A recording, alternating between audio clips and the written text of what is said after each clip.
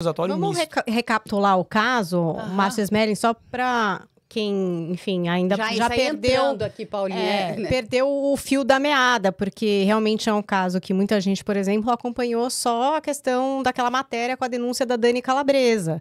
E não é nem sobre isso que a gente está falando agora. Então, acho que é legal a gente recapitular, porque a Justiça do Rio de Janeiro decidiu manter a ação penal contra o ex-diretor de humor da TV Globo, Márcio Smelling, mesmo após o Ministério Público ter pedido o arquivamento por falta de justa causa. Para a juíza, que é a Juliana Benevides, há indícios suficientes aí da autoria e materialidade para que o caso siga.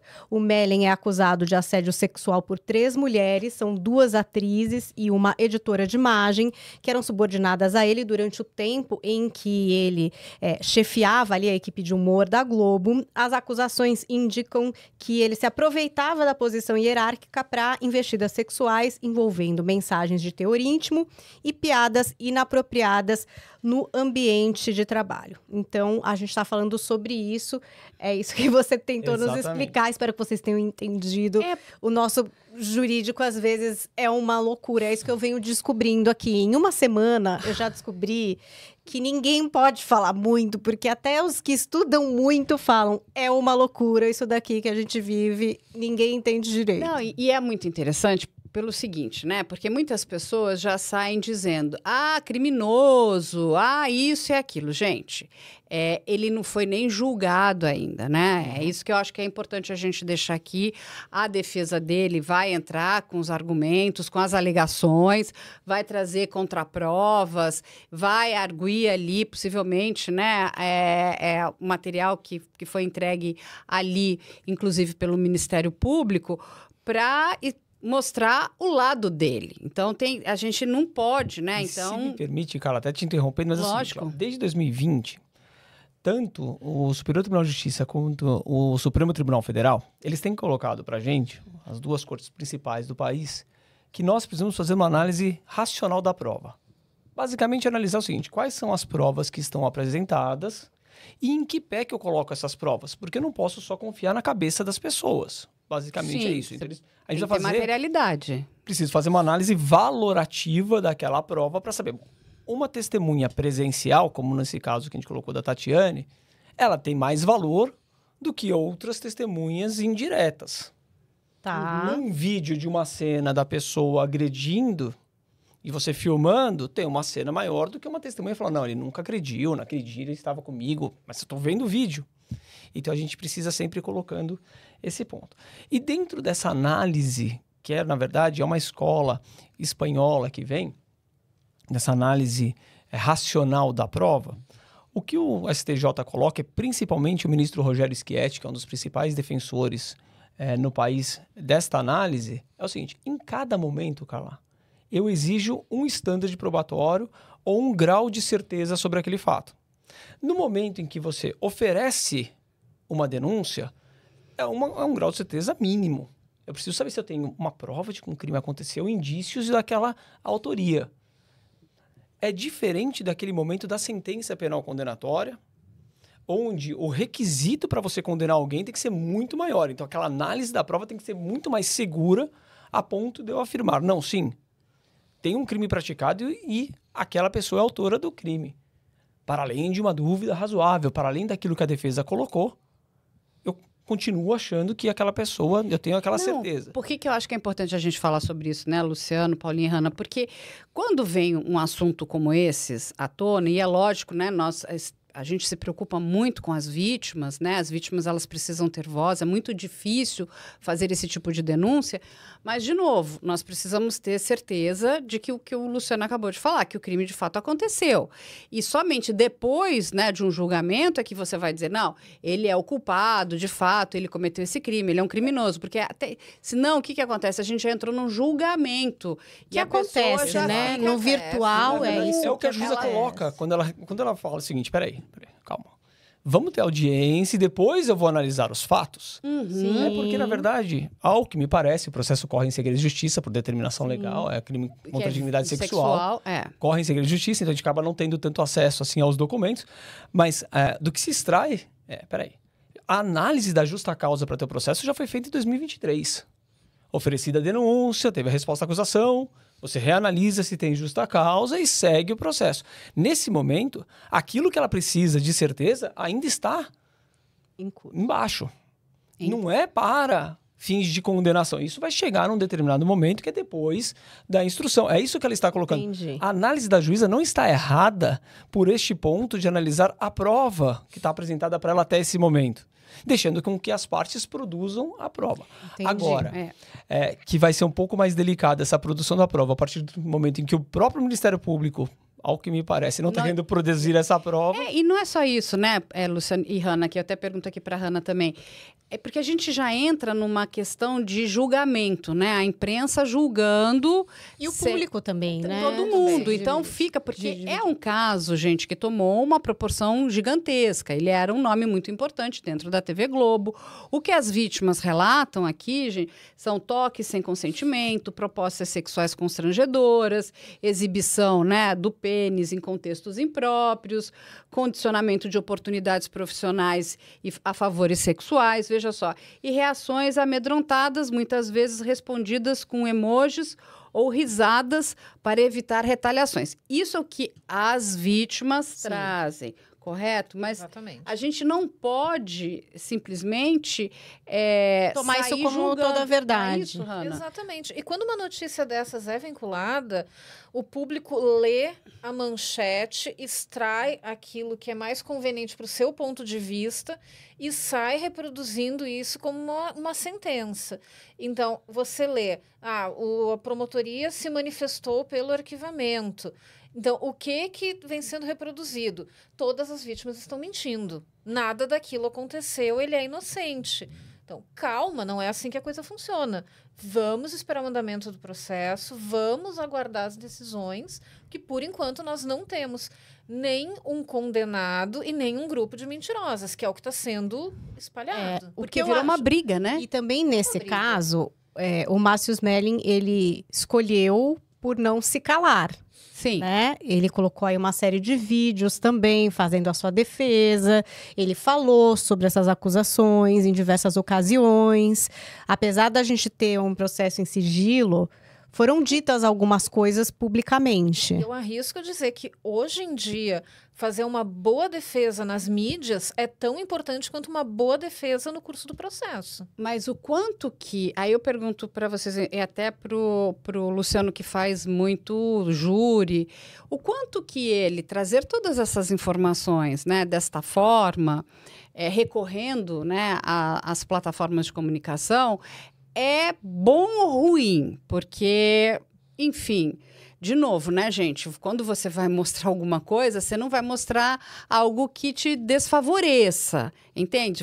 É como nas nossas fotos, a gente escolhe aquela que está melhor para postar. Não, porque nesses assuntos que ele trouxe a público, ele mostrou trocas de mensagens que podem ser lidas como: elas me mandavam emojis, elas davam risada, elas me chamavam de, sei lá, meu querido, sei lá, eram mensagens assim que é uma coisa meio essa história, né? Exatamente. Lembrou muito. E no que a gente tem aqui no entendimento da juíza, que era dentro desse lugar, desse constrangimento, dessa relação e tal. Mas ele mostrou essas mensagens e argumentou nesse ponto, né? Sido pedido lá atrás, acho que em 2021, uma medida protetiva para elas. Então, a gente teve um inquérito por violação de segredo profissional. Olha.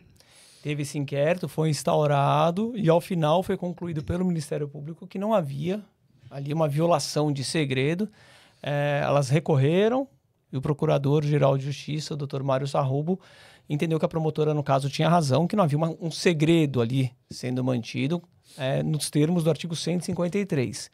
E a partir do momento que aquele inquérito foi arquivado, o juiz revogou também as medidas que impediam ele de divulgar essas mensagens. E essas mensagens puderam tornar a ser publicadas por ele, acho que ele até se utilizou de um pouco mais força a partir de então. Mas o quanto que isso é inteligente então, mas aí a gente tem que pensar aquela questão do momento em que você vai expor isso, a forma como você vai expor isso e se vale a pena ou não. Um caso que eu gosto de trazer como exemplos desses casos de uma boa defesa feita na mídia foi o do Neymar. No caso do Neymar, ele foi estratégico, Uhum. Foi No caso imediato. daquela falsa acusação de Exatamente. estupro. Da Nájila, né? É, exatamente. Violência, estupro, Sim. etc. E Ele aquilo foi foi uma armação, na verdade, Sim, né? e ele conseguiu imediatamente, provar, sim, né? Ele com imediatamente imagens. foi, ele não esperou passar nada. Assim que surgiu o fato, ele foi, deu a cara dele para bater, ele foi, falou, sem desmerecer, mas mostrando aquilo que estava acontecendo. Eu achei que ele foi extremamente preciso na defesa que ele fez, que em pouco tempo ele conseguiu virar a atenção da mídia. Aqui no caso dele, a gente tem uma questão fundamental que é o seguinte: esse processo corre em segredo de justiça. Fica todo mundo amarrado para falar e todo mundo sabendo que se você falar, amanhã alguém vai te colocar dentro do seu conselho ou dos advogados, etc., no seu conselho específico ali, porque você vai responder por aquilo, por estar se expondo sobre um caso onde está em segredo de justiça e você não Sim. poderia. Isso já é um... Então pode dizer que, mesmo agora que saiu essa questão relativa à manutenção do processo e ao não, e Ninguém a se juiz entendendo que pronuncia. ainda havia justa causa, embora acredito eu que os advogados devam estar, neste exato momento, impetrando ordem de habeas corpus, junto ao Tribunal de Justiça do Rio de Janeiro para dizer, ó, não tem justa causa, todo o processo precisa ter justa causa. O próprio Ministério Público já reconheceu que não tem justa causa para esse processo. Então a gente tem que arquivar o processo, porque ele não tem justa causa para continuar, ninguém vai se pronunciar. Ninguém vai Entendi. falar, a não ser por meio de uma notinha muito simples, muito singela, onde você não faz aprofundamento nenhum da prova do processo, porque ele está em segredo de justiça. Então você não consegue se aprofundar com base nisso. Mas um fator é importante. A partir do momento em que o Mellen começou a divulgar essas mensagens e trouxe um outro lado que não tinha sido exposto na revista Piauí, as pessoas já começaram A questionar. a questionar se efetivamente ocorreu ou não um assédio sexual, se foi uma interpretação errada dos fatos por ele, porque o assédio sexual é um crime doloso, Uhum. então você precisa provar o dolo daquela pessoa, A intenção. a intenção dela, né? E de se fazer valer pela posição dele para que desta forma ele subjugue aquela pessoa que está sendo violentada, que está sendo agredida no caso ali, que é a vítima do caso. E você precisa provar esse dolo. Se você não provar esse dolo, ele é absolvido. Então, a partir do momento em que ele coloca isso, ele criou, sim, de uma forma bastante eficaz, uma dúvida grande na cabeça de muitas pessoas quando tornaram a falar do caso dele. Coisa que a gente não teria se ele não tivesse exposto A gente essas só mensagens. teria um lado, a gente Só só teria um estaríamos vendo um lado que Só teria seria... um lado falado. Queria Ele conseguiu pedir. criar uma espécie de uma É, ele- banca de advogados Não, voluntários. ele pôs uma muito- pulga atrás da orelha Com de qualquer certeza. pessoa que Sim. quer considerar os dois lados. Queria pedir para você que está acompanhando o programa. Eu tô vendo aqui, tem mais de 100 pessoas e poucos likes. E a gente depende disso. Então, dê o seu like e continue perguntando aqui. Eu acho, o Thiago Santos trouxe aqui uma colocação que eu acho que é isso que vocês estão querendo dizer. Ele disse assim, não foi o Mellen que foi para as mídias, foram elas. Fizeram uma reportagem na Piauí e não denunciaram. Ele teve que buscar a justiça. Depois foi defendendo cada ponto que elas expunham. É isso, ele já se posicionou aqui, ele já meio acha que essas mulheres se organizaram, foram para a mídia, não fizeram a denúncia e que ele está se defendendo. É uma interpretação que ele já faz pelas coisas que aconteceram ali. Eu, particularmente, eu entendo o lado do Mellen, né? Do lado de que, peraí, você está sendo exposto numa revista, Ele também quer falar. ele quer falar. Ele quer ter o direito ele de quer ter o falar. direito de, pelo menos, apresentar o lado dele. A forma dele. E você pode avaliar se você concorda da forma como ele expôs os fatos ou não. E tem uma coisa também que acho que é interessante a gente trazer, né? Porque nós já tivemos outros casos, né? Isso aí envolve, né, uma grande emissora de televisão, esses Sim, casos o compliance teriam, dessa emissora. acontecido dentro dessa empresa. E a gente teve algo, né, similar com outro ator, né? Que teve também o seu nome sendo muito veiculado. José Maier. Que foi do José Maier, e depois a história não era bem aquela também. Então, assim, ou a pessoa se arrependeu, ou, enfim, isso é muito ruim. Isso que eu queria perguntar para vocês, porque O que acontece? A gente sabe que tem muitas pessoas que sofrem violência. E sofrem violência, sim, dentro dos ambientes profissionais, dentro, né, dos seus...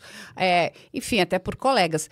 Mas quando uma pessoa não vem com 100% a verdade, ou vem com uma verdade e depois volta com essa verdade, então a gente não sabe por que ela mudou de ideia, isso tudo embola o meio de campo aqui, porque aí você começa a duvidar, não, mas será que o que ela está falando é verdade ou não é? A história do Neymar, que o Luciano trouxe, ela é muito emblemática. Aquela mulher, nitidamente, ela queria dinheiro, né? Ele foi muito rápido, ele conseguiu provar aquilo e é chocante. A gente tem um caso nos Estados Unidos, a mesma coisa, que foi da Amber Heard e do Johnny Depp. A Amber Heard destruiu a vida do Johnny Depp. Durante muito... Ele foi, inclusive, condenado na Inglaterra.